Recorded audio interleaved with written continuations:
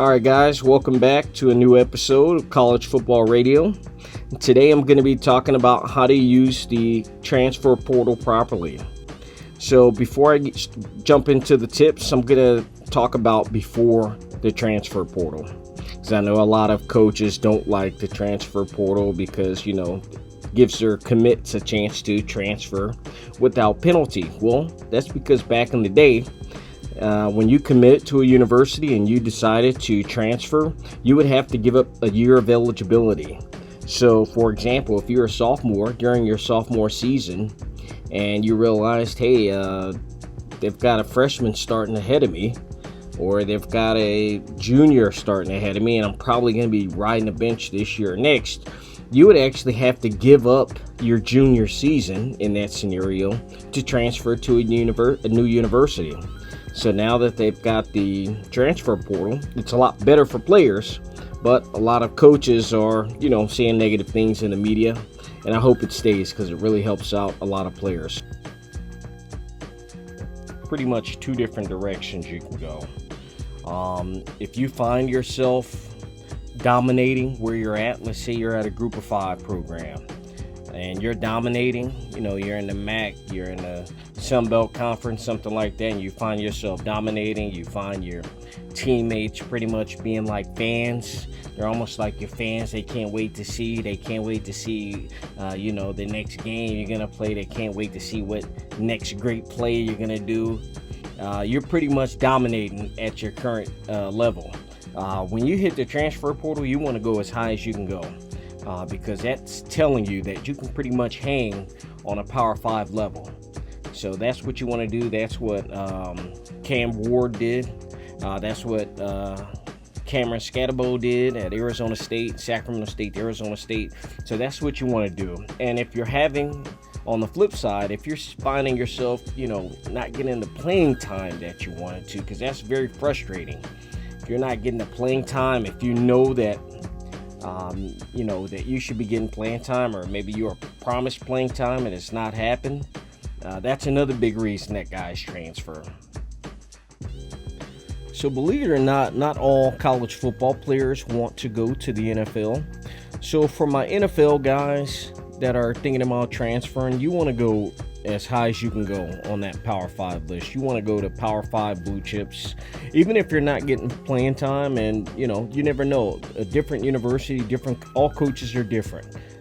If someone accepts you as a transfer, they're interested in you. So you want to go and stay as high as you can go. Even if you're already at the Power 5 level, you just transfer to a different Power 5 and make sure that you're welcome there. To my guys who aren't interested in the NFL, they just want to have the greatest college football experience they can have, you might actually prefer to be at a group of 5 or a group of 5 program that you spoke to the coach. They're interested in building the offense around you, or making sure that you've got a place in their offense/defense. When you're wanted somewhere, that's a big deal. All right, tip number 2. Negotiate playing time and NIL money before you go to the new university. So that means while you're still looking, while you're still talking to schools where you might transfer to, talking to different schools, make sure you negotiate playing time before you commit to that new university. That's a big mistake that I made. It was one of my dream to always play Division I college football. And, when I got 2 or 3 schools that were recruiting me, and, I was so excited that my favorite one, I just committed.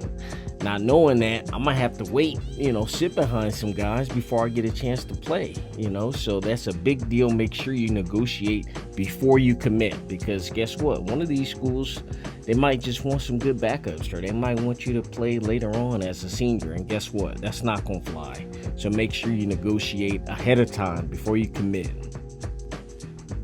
All right, number 3, make new friends and connections. Now, this one is actually a big one, and I know a lot of you guys out there might be thinking, what's that? No. This is a big deal. You want to make new friends and connections at the new university. You know, a lot of times we'll still have in our mind, I like these couple of things about my old school. No, get the old school out of your mind. Make sure you make a lot of friends.